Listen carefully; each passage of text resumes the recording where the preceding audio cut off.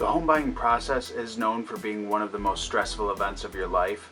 Finding the right home and getting to the closing table will take time and patience. Here's your step-by-step guide so you know what to expect along the way.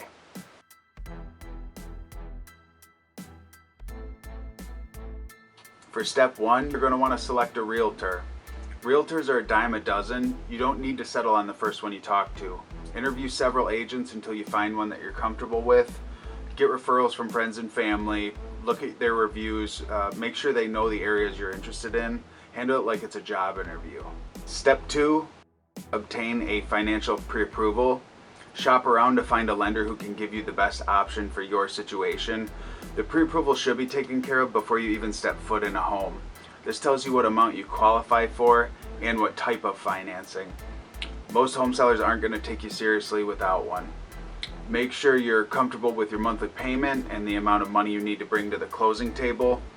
A typical pre-approval doesn't expire for 90 days. Check with your loan officer before you make any large purchases or do anything that will impact your credit score. Same goes for quitting or changing jobs. You're ready for step 3. Analyze your needs in a buyer consultation. This is an important step to make sure your realtor gets a clear idea of what you're looking for. If there's multiple decision makers, everyone has to be on the same page. Be specific with what's important to you. What do you have to have in the home? Are there any deal breakers? The more specific you are, the better. Now you're ready for step 4, which is selecting and viewing properties. Your realtor is going to start sending you a list of homes that match your criteria, and most buyers do their own research on the side.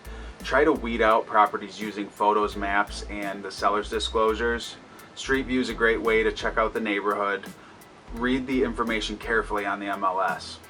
Once you decide a property is a good fit, schedule an appointment with your agent to see it in person. And avoid looking at too many homes in one day. The homes start to blend together and it's easy to get burnt out. Make a list of pros and cons as you're walking through the home. Seek issues. Focus on your big ticket items like roof, furnace, AC, plumbing, electrical, foundation. Finding the perfect home is not going to be easy, so be realistic with your budget. The goal is to find something that meets at least 80% of your needs. Remember, it's easy to fix a home, but difficult to fix a neighborhood. Step 5, you're going to write an offer to purchase and negotiate terms. Have your realtor search recently sold homes in the area to make sure the property's priced right. If the home's getting a lot of attention or there's multiple offers, you may have to be a little more aggressive with your offer. There's a lot of terms that you can negotiate besides price, so your realtor should contact the listing agent to find out what's important to the seller. Review the documents carefully before signing, and don't hesitate to ask questions. The seller will either accept, counter, or reject your offer. Keep in mind the best deal is one where everyone walks away happy. Step 6, you're going to accept the contract and remove contingencies. Once the seller signs your offer, you have a legally binding contract and it's time to start checking off all the contingencies.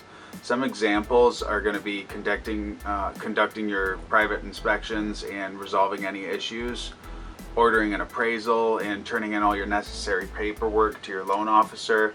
You're going to have to conduct a title search and obtain title insurance, among many things. This process, it can take several weeks. Make sure to stay in contact with your agent and your loan officer to make sure everything's being taken care of properly. Step 7, it's time to close on the property. Once you receive a clear to close from your lender, you can schedule the closing with everyone involved. The lender and the title company will work together to balance the final closing numbers. Verify the amount needed to close and what forms of payment they accept. Schedule utilities to transfer to your name and organize your move. Do a final walkthrough of the property before you close to make sure there aren't any issues. The 8th and final step, you're ready to take possession of the home.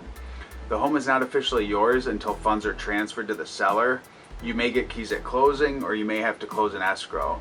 Sometimes the seller needs possession of the home after closing.